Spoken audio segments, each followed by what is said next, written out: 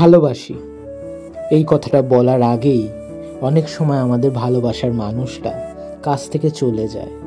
তখন মনে হয় না আবার যদি সে ফিরে আসে তাহলে সব মনের কথা উজাড় করে দেব তার সামনে। চলুন দেখি অরণ্য কি তার মনের কথা মেঘলার সামনে উজাড় করে দিতে পারে। আজকের গল্প তুমি আসবে বলে।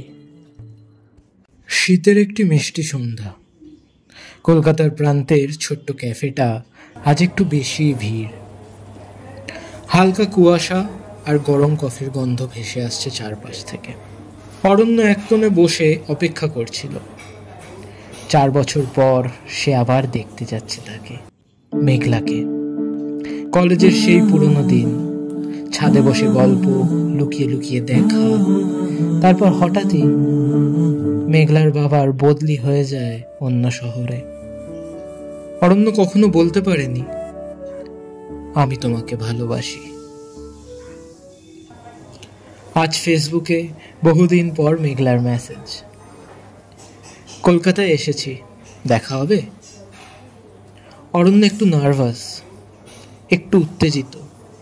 ঠিক তখনই দরজার পাশে দাঁড়িয়ে থাকা মেয়েটিকে দেখল সে। একটা হালকা সাদা শাল জড়ানো, চুলগুলো একটু উড়ে পড়েছে কপালে, আর সেই পুরনো হাসিটা ঠিক আগের মতোই। দুজনের চোখে এক অদ্ভুত চেনা আলোর ছোঁয়া। কিছুক্ষণের নীরবতা, তারপর মেঘলা বলল, তুমি এখনো বেশি কফি খাও না? অরণ্য হাসল, হ্যাঁ, আর তোমার জন্য আজও একটা স্পেশাল বেছে রেখেছি। দুজনের আড্ডা চলল, পুরনো কথা, কলেজের দিন, মেঘলার প্রিয় গান, অরণ্যের লেখা কবিতা।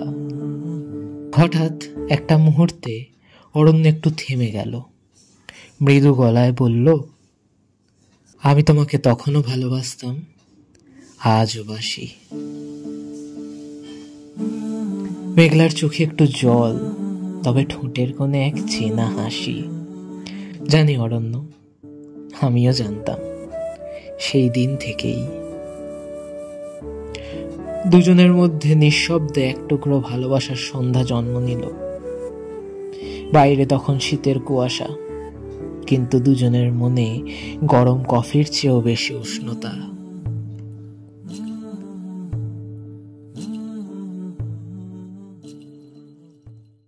তাহলে অরণ্য তো তার মেঘলাকে পেয়ে গেল, আপনি আপনার মেঘলাকে নিজের মনের কথা কবে বলবেন? মনের কথা বলুন আর না বলুন, আমার গল্প কেমন লাগলো জানাতে ভুলবেন না।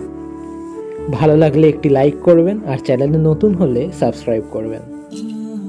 খুব শিগগিরই হাজির হব আবার কোনো অরণ্য আর মেঘলার গল্প নিয়ে। ততদিনের জন্য বিদায়।